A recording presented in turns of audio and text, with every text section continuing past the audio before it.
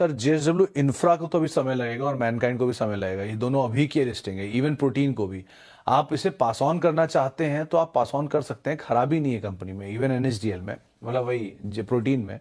लेकिन मैनकाइंड भी it's a good company. But sir जब आप नेक्स्ट जनरेशन के लिए जाते हैं ना, तो थोड़े क्रेडिबल प्लेयर जो कि अपनी मेटल को प्रूफ कर चुके हैं उनके साथ जाइए, वो ज़्यादा बेटर है। एटलीस्ट वो एक बड़ी क्वांटिटी में इकट्ठे कर लीजिए, उसके बाद आप इनमें बेट करते रहिएगा।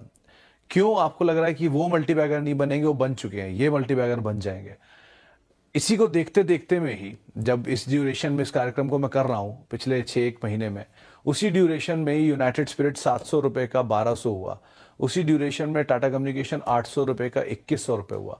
इसी ड्यूरेशन में ही एचडीएफसी बैंक 1300 रुपए का आज 1500 रुपए वट एवर प्राइस हो गया। टीसीएस 3000 रुपए का आज 4000 रुपए हो गया।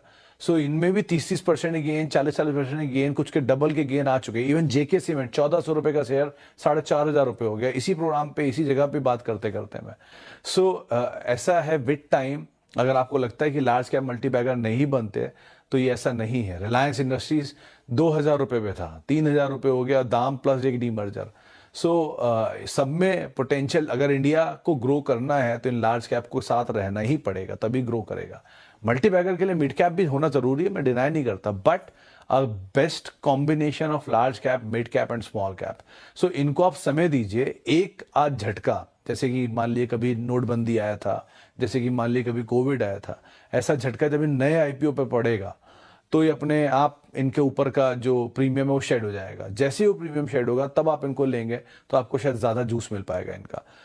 बाकी समय बताएगा कैसे क्या होगा, लेकिन अभी के हिसाब से आप अगर लॉन्ग टर्म या बहुत लंबी जनरेशन के लिए ले रहे हैं, नेक्स्ट जनरेशन के लिए, तो आपको इस तरह की चीज़ों का एटलीस्ट फ़ायदा उठाना चाहिए उन पोजीशंस को लेने के लिए। हैविंग सेड दैट, प्रोटीन भी अच्छी कंपनी है, मैनकाइंड भी अच्छी कंपनी है, जेएसडब्ल्यू भी है, but they have to prove their metal with time. Adani enterprise long term view. Shivam साहब, आप हर दूसरे दिन ये सवाल पूछते हैं और मेरा हर दूसरे दिन जवाब रहता है कि इसमें डीमर्जर का कैंडिडेट है। मेरा जवाब नहीं बदलेगा, आप 2 महीने बाद भी पूछेंगे तो। जब तक इसके नंबर नहीं आते मेरा कोई भी जवाब नहीं बदल सकता। हर क्वार्टर के हिसाब से ही नंबर जवाब बदलेगा ना।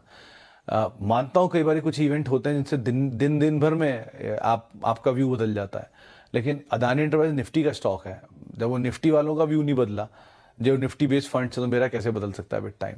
So at least it's a good candidate for demerger. Just wait and watch is a better choice. और FPO दाम के नीचे आए तो ऐड भी कर लीजिए इनफैक्ट। अगर आप चैनल पे पहली बार आ रहे हैं तो ज़रूर चैनल को सब्सक्राइब करके बेल आइकन प्रेस कर लो, ताकि आने वाली जितनी भी अपडेट्स हैं सभी कंपनी से रिलेटेड उसका नोटिफिकेशन आपको सबसे पहले मिल सके।